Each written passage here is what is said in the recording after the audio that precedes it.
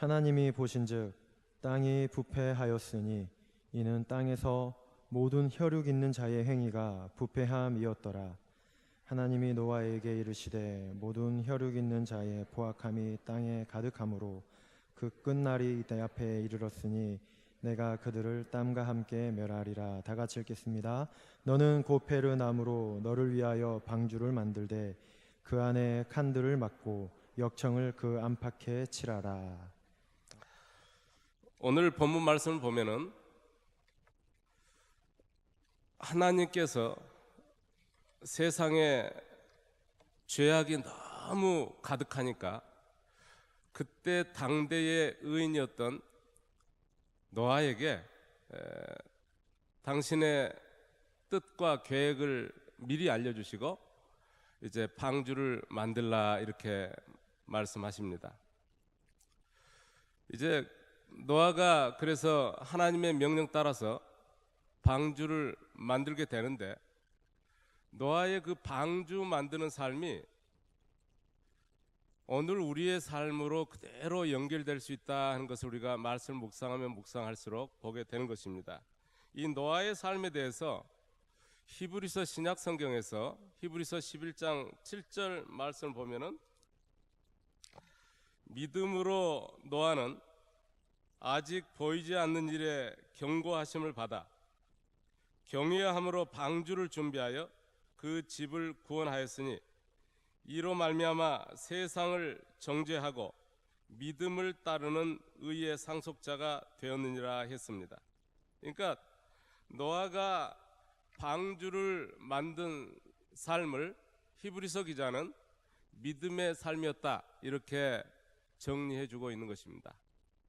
그러니까 오늘 우리도 예수를 믿고 살아가는데 노아가 방주를 만들었던 그 삶에서 그의 삶을 신약 성경에서 믿음의 삶이었다 이렇게 정리하고 있으니까 그의 방주 만든 삶에서 우리의 믿음도 그리 되어야겠다라는 것을 우리가 발견할 수 있다는 것입니다.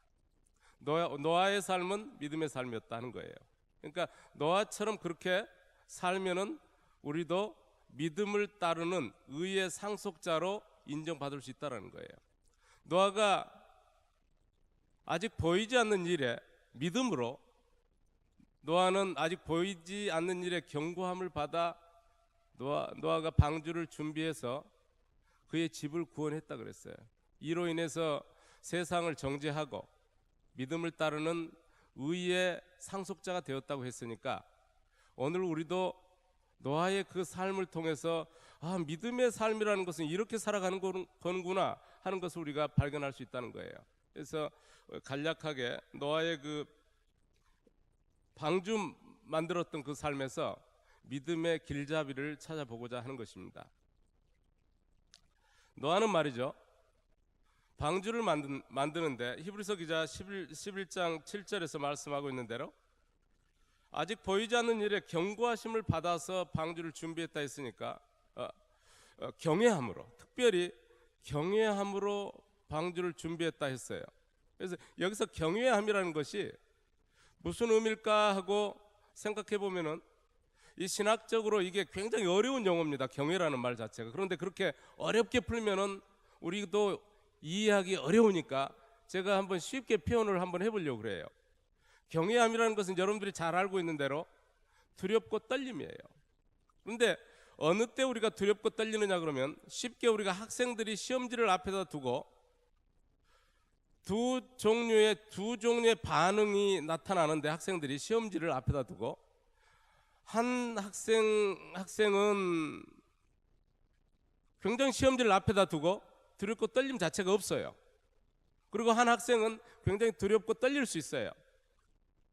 어떤 학생이 두렵지 않고 전혀 긴장감도 없고 어떤 학생이 두렵고 떨리겠느냐라는 것을 간단히 우리가 생각해 보면은 시험을 포기한 학생은 그다지 긴장할 필요도 없고 두렵고 떨릴 필요도 없어요.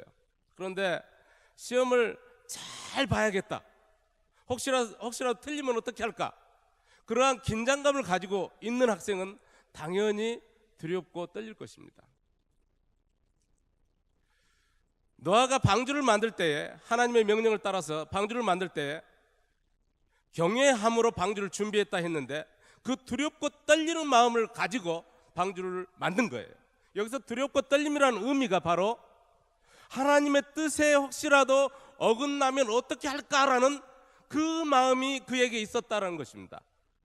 하나님께서는 분명히 방주를 만들 때에 거기에 따르는 확실한 양식을 주셨고 재료를 분명하게 제시를 해 주셨단 말이에요. 하나님의 뜻 따라서 그 크기 사이즈도 그대로 맞춰 만들어야 되고 칸막이도 해야 되고 하나님의 뜻 따라서 재료를 써야 되는 것입니다. 그래서 경외함으로 방주를 준비했다 이렇게 말씀하고 있어요. 따라서 여기서 노아가 방주를 만들 때 자기의 뜻대로 만든 것이 아니라 철저하게 하나님의 뜻에 부합되게 방주를 만들었다 하는 것입니다. 그가 방주를 만들 때 말이죠, 세상 사람들이 어쩌면은 너 미쳤구나, 하루 이틀도 아니고 신학자에 따라서 방주만 만들었던 그 기간을 다르게 이야기하는데 어떤 신학자는 35년, 어떤 신학자는 75년, 어떤 신학자는 100년 이상 이렇게 이야기하는데 어찌됐든지 오랜 기간 동안 매일매일 노아가 방주를 만들었던 것입니다. 그런데 경외함으로 만들었다고 그랬어요. 우리가 신앙생활을 한다는 것은 말이죠, 내 생각대로 내 뜻대로 하는 것이 신앙생활 아니거든요. 늘 경외함으로 신앙생활을 해야 되는 것입니다. 다시 말하면 두렵고 떨리는 마음을 가지고 이게 정말로 하나님의 뜻에 맞을까 안 맞을까를 늘 생각하면서 신앙생활을 하는 것이 하나님 앞에서 합당한 신앙생활인 것입니다. 내 마음 편하게 신앙생활을 하는 것, 그것은 하나님이 원하시는 신앙생활과 상당히 거리가 있는 것입니다. 주일 예배 빠져먹고도 빼먹고도 아무런 꺼리낌이 없다면 그 마음에는 지금 두렵고 떨림이 없다는 의미예요. 사실은요, 꺼리낌이 있어야 되거든요. 당연히 10의 1조를 떼먹고도 전혀 마음에 꺼리낌이 없어요. 그건 두렵고 떨림이 사라졌다는 소리예요. 그러니까 진실한 믿음에서 좀 거리가 있는 것입니다. 하나님의 말씀을 전혀 묵상도 하지 않고도 그다지 부담도 없고, 하나님 말씀을 듣지 않고서도 전혀 부담이 없고, 하나님 말씀을 생각하지도 않고도 전혀 부담이 없고 꺼리낌이 없다면 그것은 지금 두렵고 떨림이 사라졌다는 소리예요. 우리가 경외하는 이 마음은 평생에 노아가 한 번만 경외함을 가졌던 것이 아니라 방주를 만드는 기간 내내 사실은 경외함을 가졌던 것입니다. 하나님의 뜻에 혹시라도 틀리면 어떻게 할까라는 그 긴장감을 가지고 방주를 만든 것입니다. 오늘 우리가 신앙생활을 할 때 우리의 신앙생활이 바로 방주 만드는 삶과 똑같은데, 방주를 만드는 삶이 우리의 신앙생활이라고 하면은 경외가 있어야 돼요. 하나님의 뜻에 대한 긴장감이 있어야 되고, 내가 혹시라도 하나님의 뜻에 부합되지 못한 삶을 살았으면 금방 깨달을 줄도 알아야 되고, 그거에 대해서 해결을 할 줄도 알아야 되고, 우리가 그 꺼리끼는 문제를 해결할 줄도 알아야 됩니다. 그게 믿음의 생활인 줄 믿습니다. 노아가 이 경외함으로 방주를 만들었다고 했는데, 또 다른 경외의 의미는 같은 맥락이지만 조금 더 다르게 생각을 해본다면, 하나님께서 아브라함에게 이삭을 주시고 나서 그 독자 이삭을 어느 날 또 당신 앞에 바치라고 합니다. 그래서 아브라함이 이삭을 하나님이 지시한 땅 모리아산으로 데리고 가서 단을 만들고 그 위에다 이삭을 이제 단 위에 묶어서 누이고 칼로 찔러가는 순간에 하나님께서 천사를 보내서 그 칼을 막으시고, 하나님께서 아브라함에게 그때 하셨던 말씀이 뭐냐 그러면, 이제 네가 진짜로 나를 경외하는 줄 알겠다, 이렇게 말씀하세요. 그러니까 여기서 말하는 경외는 이제 네가 진짜로 내게 완벽하게 절대적으로 전혀 핑계하지 않고 순종하는 줄 알겠다라는 말씀인 것입니다. 아무리 귀한 것일지라도 내가 너한테 말을 하면은 너는 절대 순종을 하는 줄을 내가 알겠다라고 말씀하시는 거예요. 그러니까 절대 순종이에요. 경외함으로 방주를 준비했다라는 표현 속에는 그 당시에 매일매일 방주를 만드는데, 마태복음 24장 38절 39절을 보면은 노아가 방주를 만들고 있을 때에 세상 사람들은 무엇을 했느냐 그러면 날마다 먹고 마시고 시집가고 장가 갔다고 그랬어요. 자기의 즐거움에 취해가지고 노아가 방주를 만드는 동안에 세상 사람들은 그리했습니다. 세상 사람들이 그러고 있을 때 노아는 매일매일 지금 한두 해도 아니고 몇십 년 혹은 100년 이상 동안 방주 만드는 일에 집중하고 있는 것입니다. 방주를 오늘 만들고 내일 만들어도 노아의 삶에 어떤 변화도 나타나질 않아요. 더 나아지는 것도 없습니다. 하나님께서 말씀하셨던 세상을 멸하고자 하는 그런 징조도 나타나질 않아요. 자신은 하나님의 명령 따라서 노아는 매일매일 방주를 만들고 있는데, 매일매일 그 주변의 사람들은 먹고 마시고 시집가고 장가가며 자기들의 즐거움에 취해 삽니다. 그래도 그 사람들에게도 아무런 문제가 없습니다. 웬만한 사람 같으면은 내가 매일매일 하나님 명령 따라서 순종하는 삶을 사는데도 내게도 변화가 없고, 나와 같은 삶을 살지 않아도 주변의 사람들에게 아무런 변화가 나타나지 않을 때 이거 해봐야 소용이 없구만. 그거 그만두기가 십상입니다.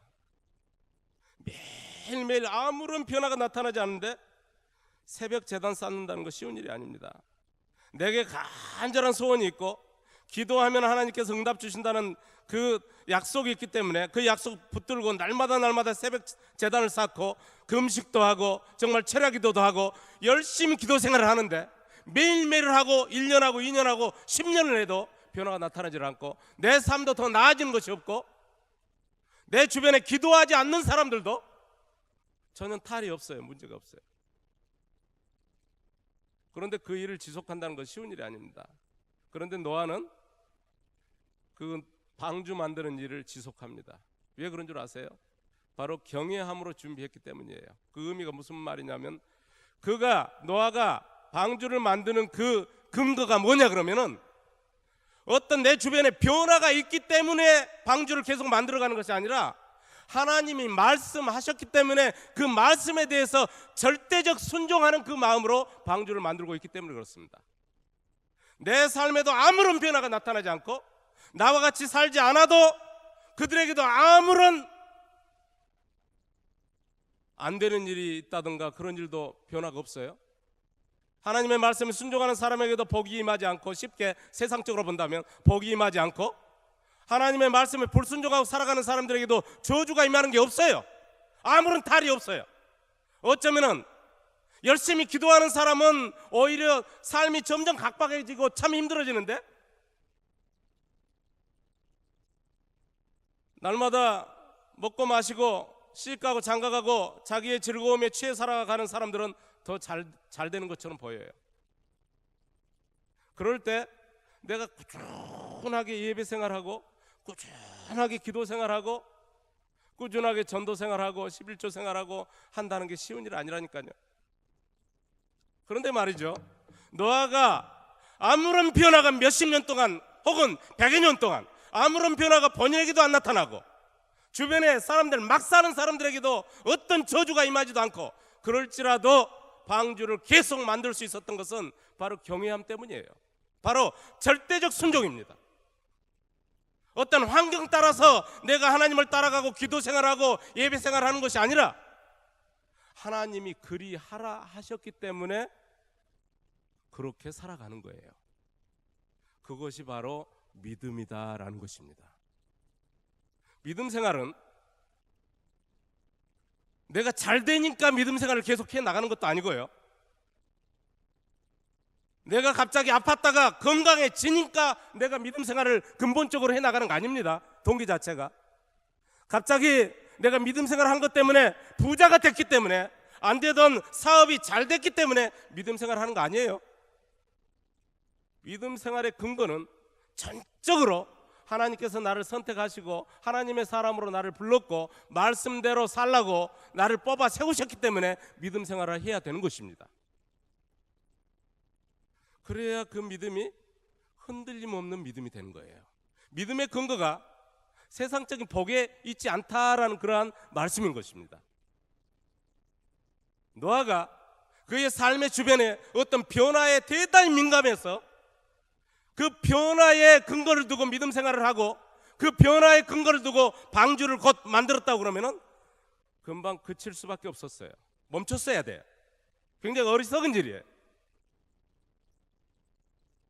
그런데 그는 경외함으로 방주를 준비한 거예요. 두렵고 떨림, 하나님의 뜻, 절대적 순종. 누가 뭐라 그래도 독자 이삭을 하나님께 주시고 이제 그 자식 하나 약속의 아들이라고까지 하나님께서 몇 번이고 반복해서 말씀하신 그 이삭을 다시 바치라고 하실 때에 충분히 핑계할 수 있고 반문할 수 있고 그러는데 아브라함은 그대로 순종하는 거예요. 그게 바로 경외함이에요. 절대적 순종입니다. 하나님 앞에서는 절대적 순종이 있지 거기에 대해서 토달고 반문하고 하는 것은 사실은 이미 그건 순종이 아닌 것입니다. 노아의 그래서 방주 만드는 삶에서 우리가 첫째로 생각할 수 있는 것이 바로 그렇습니다. 그의 삶은 절대적 순종의 삶이었고 두렵고 떨림의 삶이었다.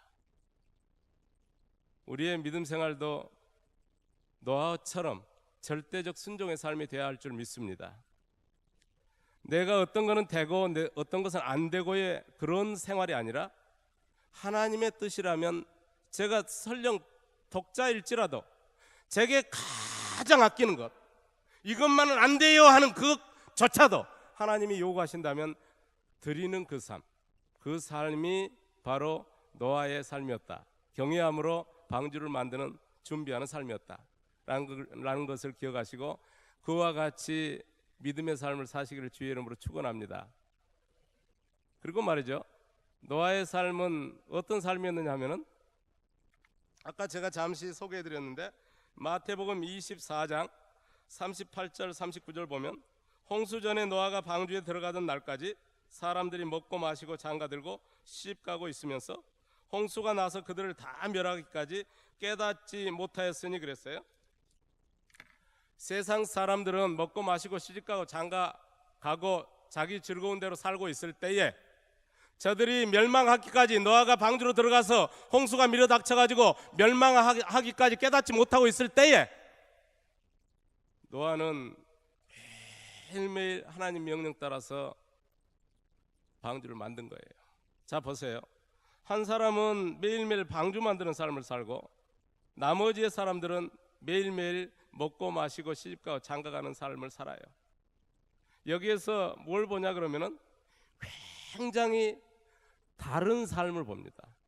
굉장히 다름의 삶을 봐요. 달라요. 레위기 19장 2절 말씀 보면 너희는 거룩하라 라고 말씀합니다. 왜냐하면 하나님께서 거룩하시기 때문이다라고 말씀하시는 거예요. 너희는 거룩하라 라는 그 거룩의 의미가 쉽게 표현하면 너희가 달라야 된다라는 말씀이에요. 애굽 땅에서 이스라엘 백성들을 끌어내서 하나님께서 시내산에서 특별히 저들을 훈련시키시고 광야에서 40년 동안 훈련시키시는데 그 훈련의 요체가 뭐냐면은 거룩 훈련이고 그거는 다름 훈련이에요. 세상 사람들과 구별되는 훈련입니다. 달라야 된다. 말도 다르고 생각도 다르고 삶의 목적도 다르고 모든 것이 달라야 된다는 거예요. 노아는 매일매일 방주를 만들고 세상 사람들은 매일매일 먹고 마시고 시집가고 장가가고 자기들 즐거움에 취해서 살아가는 전혀 다름의 삶, 이 삶이 믿음의 삶이다 하는 것입니다. 고린도전서 1장 18절을 보면요, 거기에 십자가의 도가 멸망당하는 자들에게는 어리석은 것이요 구원받은 우리에게는 하나님의 능력이라 그랬어요. 자 보세요. 십자가의 도, 주님이 가신 그 길을 따라가는 삶, 주님의 길, 그 삶이, 예배드리는 이 삶이, 기도하는 삶이, 열심히 땀 흘려서 번 물질 중에 10의 1조를 드리는 삶이, 감사 예물을 드리는 삶이, 시간을 쪼개서 피곤함에도 불구하고 전도하는 삶이, 이 삶이 멸망당하는 자들, 불신자들에게는 무척이나 어리석은 거예요. 노아가 방주를 만들고 있는 그 삶이 하루 이틀도 아니고 몇십 년 동안 그 방주 만드는 삶을 반복해서 살아가고 있는데 얼마나 어리석은 거예요. 그런데 구원받은 우리에게는 그 삶이 하나님의 능력이다 이렇게 말씀합니다. 할렐루야. 십자가의 도의 길, 십자가의 도, 주님이 가신 그 길, 그 길을 가게 되면은 하나님의 능력을 한결같이 체험하게 될 줄 믿습니다.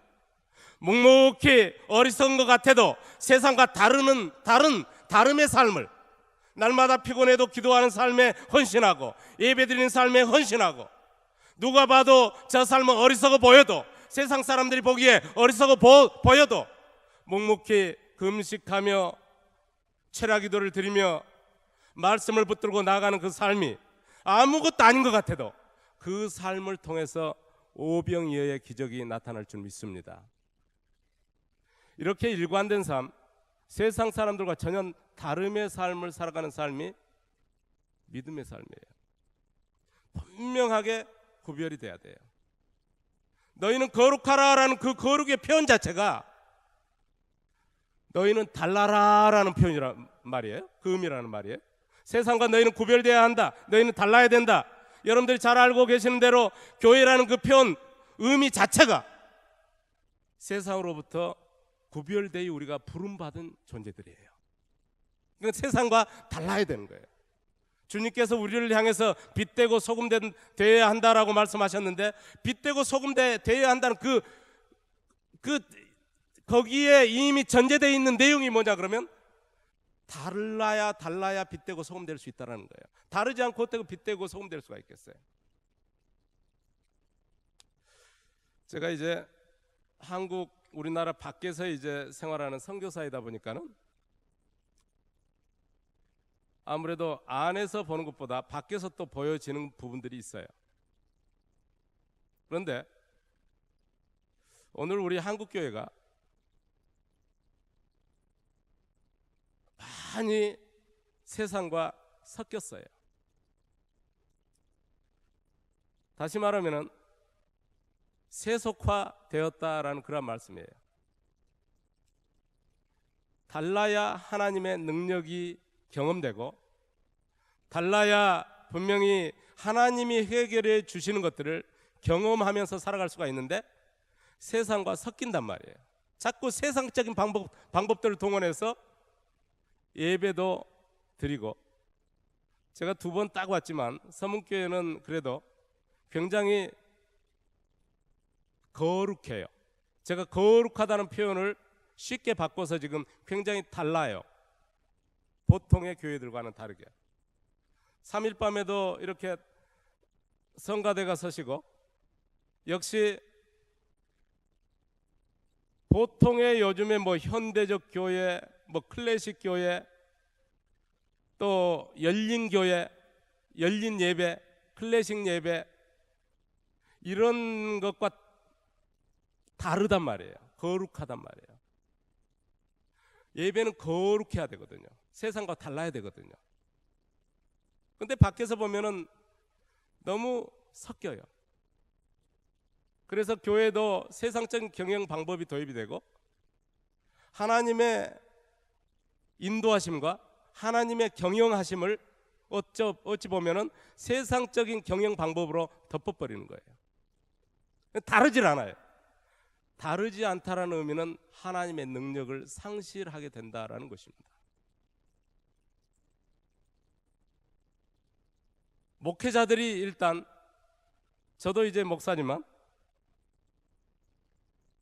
굉장히 세속화가 되고 있는 거예요.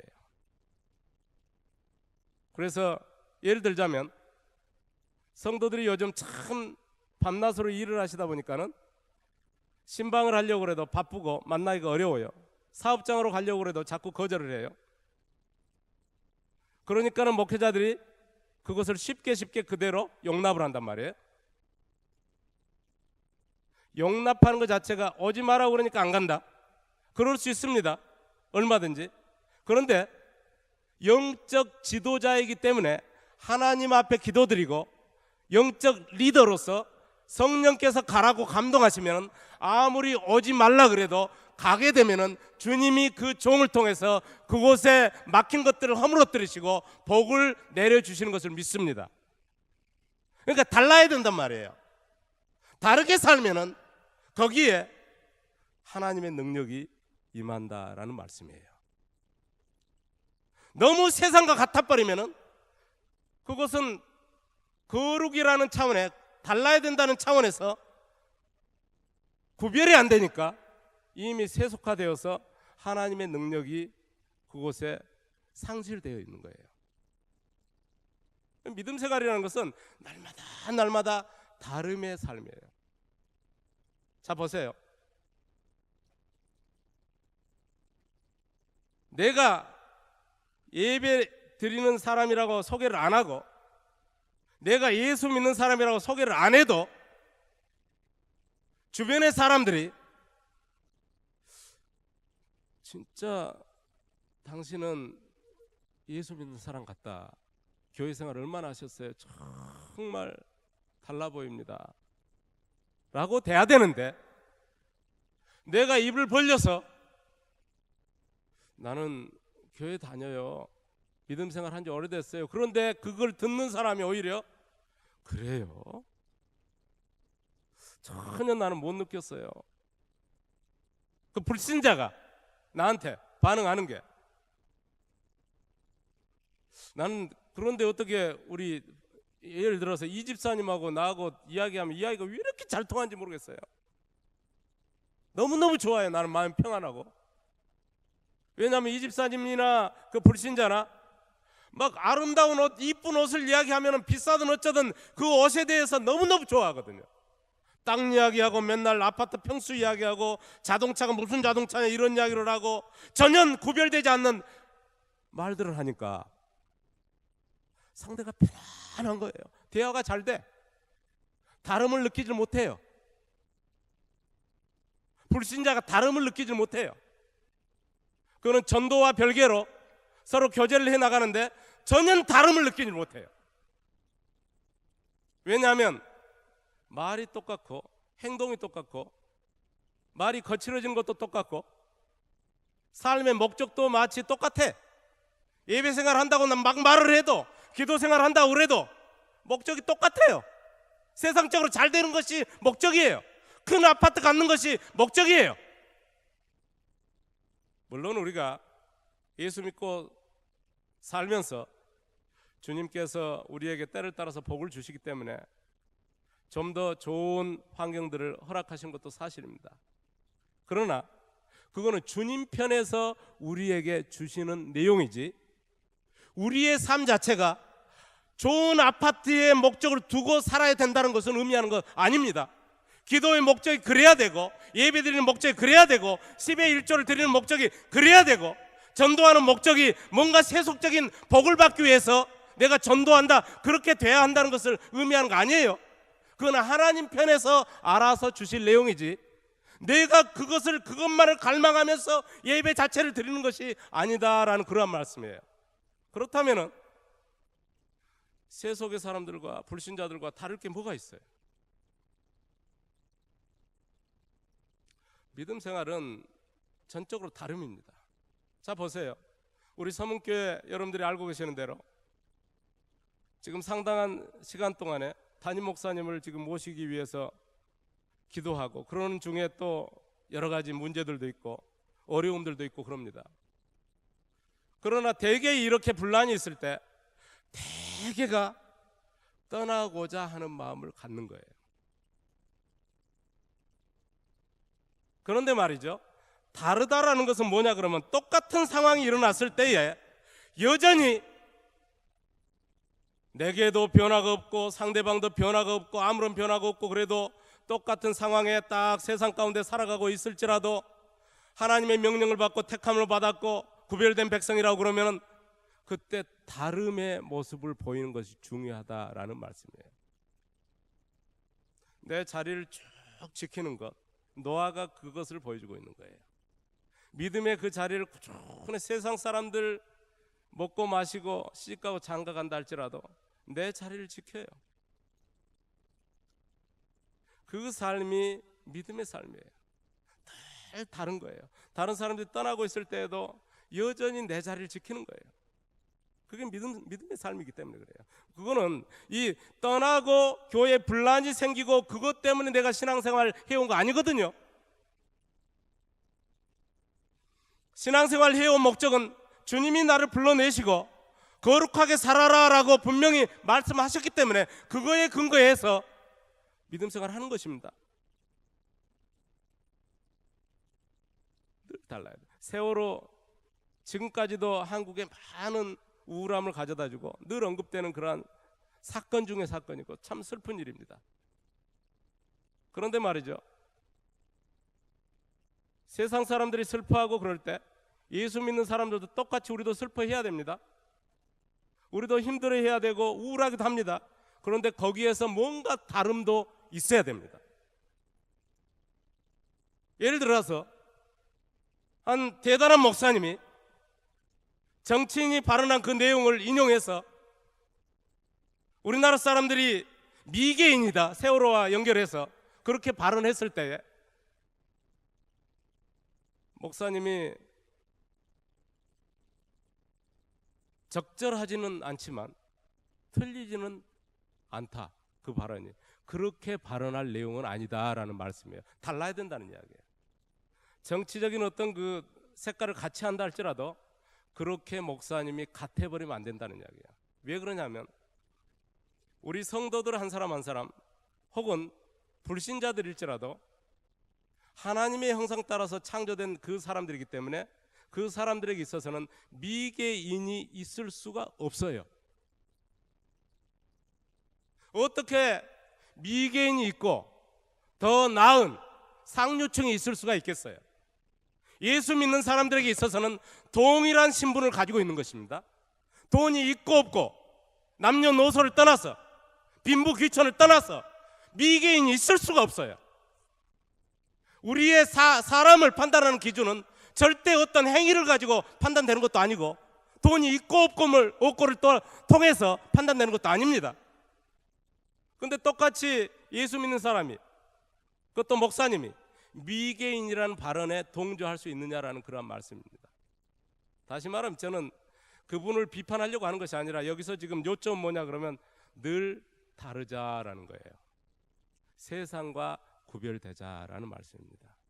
생각도 구별되고 말도 구별되고 목적도 구별되고 늘 구별되자. 우리가 말로만 하나님께 영광이 아니라 모든 우리의 삶이 진실로 세상이 어떤 잘되고 못되고가 아니라 하나님 앞에 영광 돌리는 그러한 삶으로 나타나야 될 줄 믿습니다. 우리 모든 사람들은 내 자신 잘 되려고 해요.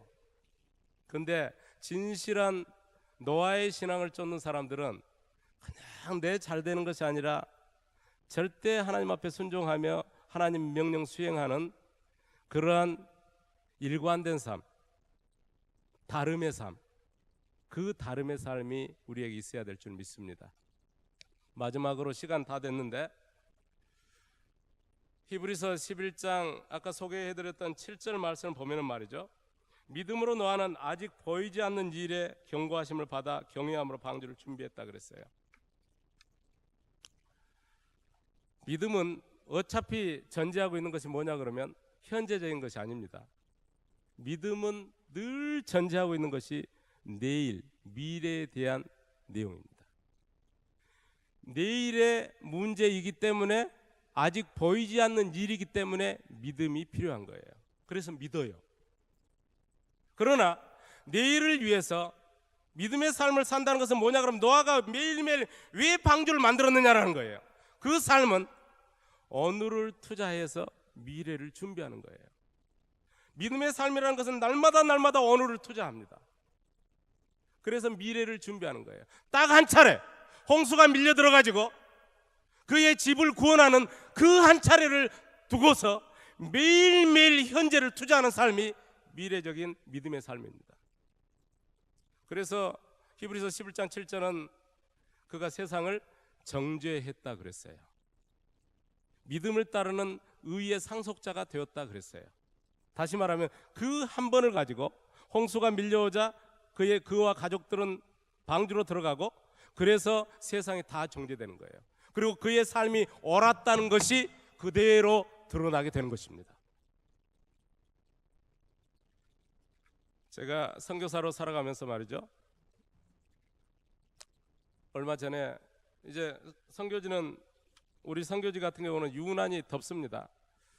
그러다가 최근 들어서 이제 주로 4월, 5월은 공립학교가 다 방학을 합니다. 왜 그러냐면 더 더우니까. 4월, 5월은 더위 중에 더위니까. 그런데 그 더위 중에 더위 중에도 이번에는 정말 더웠어요. 그러다 보니까는 막 사람들이 어쩔 줄 허걱대고 어쩔 줄 몰라요. 뭐 길가에서 더워가지고 막 혀 내놓고 허걱대는 강아지들처럼 막 그렇게 더워서 그러는 거예요. 그러다 보니까는 전력이 부족하니까는 전기가 하루에 막 6시간씩 나가고 정전이 되고 물도 막 단수가 돼요. 그렇게 어려워지니까는 막 매일매일 그러니까 샤워도 못하고 먹을 것도 제대로 해 먹을 수가 없고 물이 안 나와버리고 하니까 빨래도 제대로 안 되고 잠을 자다가도 우리나라 열대야 그 이상의 어떤 그런 막 끈적임과 이런 것 때문에 너무 잠도 잘 수가 없고 그게 며칠씩 그대로 지속이 되고 하니까 너무 힘들었어요. 그런 중에 제 마음속에 순간적으로 어떤 마음이 들어오느냐 하면 참 내가 이렇게까지 하면서 이곳에 있어야 되나 이런 마음이 드는데, 그러면서 주님께 이제 무릎 꿇고 기도하는데 주님께서 제게 보여주신 게 늘상 있는 일은 아니지만은 제 마음이 너무 흔들리는 것 같으니까 주님이 보여주시는데 양동이 2개를 딱 보여주시는 거예요. 왼쪽에 양동이 있고 오른쪽에 양동이가 있는데 왼쪽 양동이에는 밑바닥에 물이 이렇게 보니까는 약간 바닥만 찰랑거리고 있어요. 약간 바닥만 채우고 있어요. 그런데 오른쪽 양동이에는 가장자리까지 높이까지 가득하니 출렁출렁 하고 있어요. 제가 기도 중에 그것을 여쭤봤어요. 뭡니까? 라고 했더니 말씀하신 게 뭐였느냐 그러면 왼쪽에 있는 양동이는 제가 한국에서 흘린 땀이고 오른쪽에 있는 양동이는 제가 선교지에서 흘린 땀이라는 거예요. 네가 흘리는 땀을 본다라고 말씀하셨어요. 한국에서는 여름에는 덥긴 하지만 별로 땀 흘릴 일이 없습니다, 사실. 그죠? 실제 육적으로 이게 영적인 문제가 아니라 지금 육적으로. 그런데 필리핀에서는 일하지 않고 가만히 있어도 땀이 줄줄 나니까 쉽게 양동이가 차는 거예요. 제게 이제 깨달음을 주시는 게 뭐냐 그러면 한국에 살아도 되고 필리핀에 살아도 되지만 내가 너의 삶을 본다. 그때 제가 이제 주님 앞에 고백하는 게 주님 앞에 섰을 때 그 미래까지 보면서 날마다 살겠습니다 라는 고백을 했습니다. 현재적으로 지금 덥고 힘들고 어려울지라도 제가 주님 앞에 섰을 때 주님의 칭찬 그 한마디 말씀을 기대하면서 제가 날마다 방주 만들겠습니다. 선교지에서 그래서 더욱더 마음을 굳히고 선교지에서 뼈를 묻겠습니다. 선교지에서 양동이 하나뿐만 아니라 2개, 3개 땀이 가득 채워지는 그런 양동이가 늘어나는 것을 보면서 즐거워하면서 더욱더 땀 흘리겠습니다. 구원은 은혜로 구원받되 우리가 또 주님께서 말씀하시는 것이 너희가 행한 대로 갚아주리라 말씀하시니까 땀방울조차도 보시는 그 주님께서 여러분들의 삶 일일이 다 보고 계신 줄 믿습니다. 믿음 생활은 말이죠, 현재 변화가 없어도 미래를 두고 주님 앞에 섰을 때를 보고 투자하는 삶이 현재를 투자하는 삶이 믿음의 삶인 줄 믿습니다. 너무 현재적 변화에 민감하지 마세요. 현재적으로 어떤 변화가 없다 할지라도 결국은 35년 후에, 75년 후에, 100년 후에 분명하게 홍수가 왔듯이 우리가 분명하게 주님 앞에 설 날이 있을 줄 믿습니다. 그래서 우리의 삶에 대해서 다 그대로 적나라하게 주님께서 보여주시고 상급 주실 것 주실 줄 믿습니다. 그러므로 그 주님 앞에 섰을 때 그 한 번, 그것은 영원으로 이어지는 삶인데 그 한 번을 두고서 생명의 문제입니다. 영원으로 이어지는 삶입니다. 한 번을 두고 날마다 오늘 변화에 너무 민감하지 말고 주님 앞에 섰을 때 주님의 인정하심을 바라보고 오늘을 날마다 투자하는 여러분들이 다 되시기를 주의 이름으로 간절히 축원합니다.